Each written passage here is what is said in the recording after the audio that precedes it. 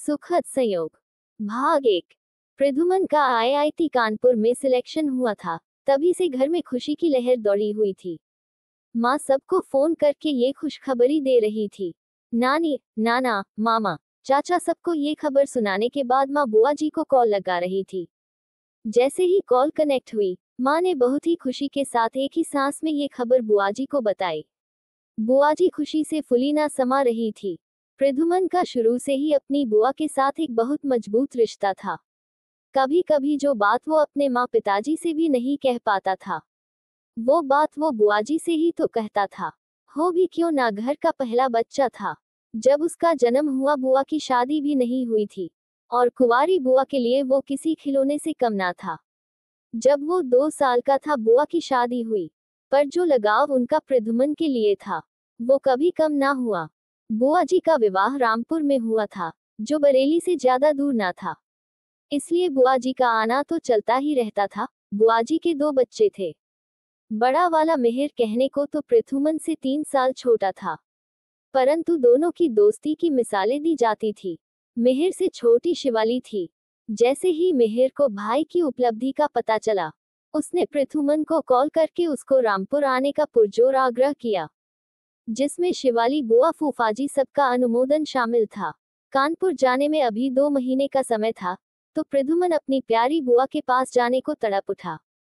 माँ की तो इच्छा भी नहीं थी, वो इस समय अपने बेटे को कहीं जाने नहीं देना चाहती थी, परंतु प्रद्युमन की खुशी के लिए उन्होंने 10 दिनों के लिए उसको रामपुर जाने की आज्ञा दे ही दी।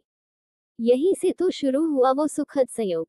प्रद्युमन शुरू से ही बहुत मेधावी छात्र था, क्लास में अव्वल आने के साथ ही संस्कारी भी।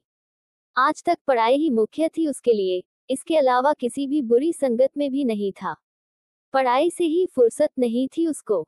स्कूल में हजारों लड़कियां थी, पर उसका ध्यान नहीं भटका। पर वो कहते हैं ना, इश्क तो ऐसी हवा जो पत्थर में भी जान डाल दे। मगर ऐसा क्या होने वाला था? प्रद्युमन को देखकर बुआ खुशी से बिछी जा रही थी। उसके मनपसंद पकवानों से मेज भर दी थी। मिहिर और शिवाली 1 मिनट भी चुप नहीं हो रहे थे। इस पर प्रद्युमन ने कहा भी कि वो अभी 10 दिन रुकेगा। ये सुनकर सब लोग बहुत खुश हो गए। उमस वाली गर्मी हो रही थी, जिसमें कूलर पंखे सब फेल थे। मिहिर, प्रद्युमन, शिवाली तीनों लूडो खेलकर समय काट रहे थे। ठंडा पानी पी कम रहे थे, एक दूसरे पर फेंक फेंक कर मस्ती कर रहे थे। प्रद्युमन को सच में उन लोगों पर बड़ा प्यार आ रहा था। अचानक मौसम ने करवट ली। शायद इतनी गर्मी के बाद इंद्र देवता को उन पर दया आ गई थी। अचानक ही काले काले बादल उमड़कर आसमां में बिछ गए। ठंडी ठंडी हवा छूकर जा रही थी, तो मन में जल तरंग बज रहे थे। मिहिर और शिवाली छत पर जाने लगे। उन्होंने प्रद्युमन से भी कहा, पर प्रद्युमन ने सोचा कि यही बहुत अच्छा लग रहा है। पर वो दोनों कहाँ मानने वाले थे, तो हारकर वो भी उन सबके साथ छत पर पहुंच गया। प्रद्युमन बुआ के घर तो कई बार आया था, पर छत पर कम ही आता था। बुआ के घर के सामने यही कोई 10 फीट की दूरी पर उनकी एक पड़ोसन थी। उनकी छत पर कई बच्चे शोर मचा मचा कर खेल रहे थे। ना चाहते हुए भी प्रद्युमन का ध्यान उधर की तरफ चला गया। उन्हीं के बीच में एक लंबी सी लड़की, जिसके खुले हुए बाल उस तेज हवा में यहाँ वहां उड़ रहे थे। गुलाबी सूट पहने वो लड़की की खिलखिलाहट बार बार प्रद्युमन का ध्यान उस तरफ खींच रही थी। बच्चों में बच्ची बनी वो लड़की तितलियों की तरह फुदक रही थी। आज तक प्रद्युमन ने ऐसा किसी लड़की को देखकर नहीं किया था, पर आज पता नहीं क्यों बार बार नजरें उधर ही जा रही थी। उसकी पीठ तो प्रद्युमन की तरफ ही थी, पर उसका चेहरा प्रद्युमन को नहीं दिख रहा था। पता नहीं क्यों प्रद्युमन की नजरें उसकी एक झलक पाने को बेकरार हो रही थी। धीरे धीरे हवा कम होने लगी, थोड़ा अंधेरा भी होने को था, पर प्रद्युमन उसकी एक झलक भी नहीं देख पाया था। नजरें गड़ाए हुए प्रद्युमन तो वही खड़ा रहता। अगर शिवाली उसको नहीं बुलाती, वो उसको नीचे आने का बोलकर नीचे ही जा रही थी। भारी मन से प्रद्युमन ने नीचे की तरफ जाने के लिए कदम बढ़ाए ही थे कि अचानक ही उसने प्रद्युमन की तरफ चेहरा किया। इतनी देर की बेकरारी को चैन मिला ही था कि उसको देखते ही प्रद्युमन सुध-बुध ही खो बैठा।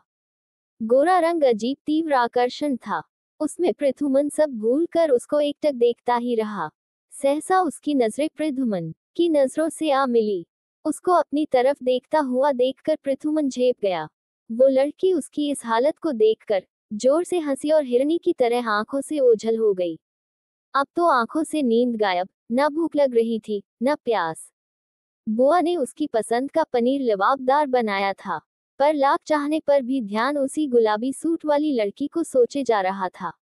जैसे तैसे रात कटी। अगले दिन मिहिर और शिवाली को भी तबीयत ठीक न होने का बहाना करके खेलने से मना कर दिया, क्योंकि दिल तो उसकी सोचों में खोना चाह रहा था।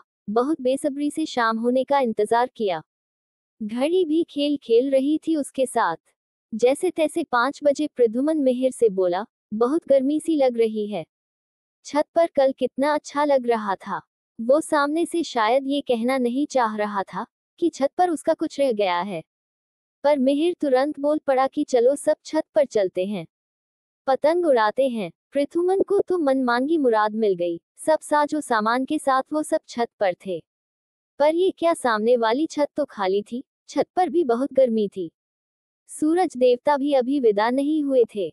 ये सब देखकर प्रद्युमन का मन एकदम उदास हो गया। अब मिहिर को वही तो लाया था छत पर, तो बेमन से पतंग की डोर पकड़कर उसको उड़ाने लगा।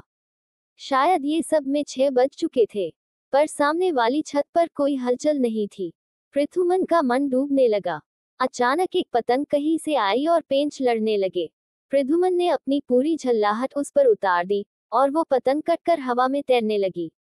मिहिर शिवाली खुशी से चिल्लाने लगे और प्रद्युमन भी सब भूलकर उनका साथ देने लगा। सहसा लगा कि सामने वाली छत पर कोई है जो उसको देख रहा है। जब प्रद्युमन की नजर सामने गई तो वो दुश्मने जान सामने खड़ी थी। हल्के फिरोजी सूट में गजब की खूबसूरत लग रही थी। उसके लंबे बालों की चोटी नागिन की तरह बलखा रही थी। प्रद्युमन का तो दिल इतना जोर से धड़क रहा था कि लग रहा था कि उसकी आवाज कहीं मिहिर ना सुन ले। उस दिन प्रद्युमन ने पूरा टाइम उसको देखा। ये देखकर उसे और रोमांच हो रहा था कि वो भी उसको देख लेती थी। इतना देखने पर ये अंदाज ही लग गया था कि उसकी आंखें और भी ज्यादा खूबसूरत हैं और काली तो नहीं हैं।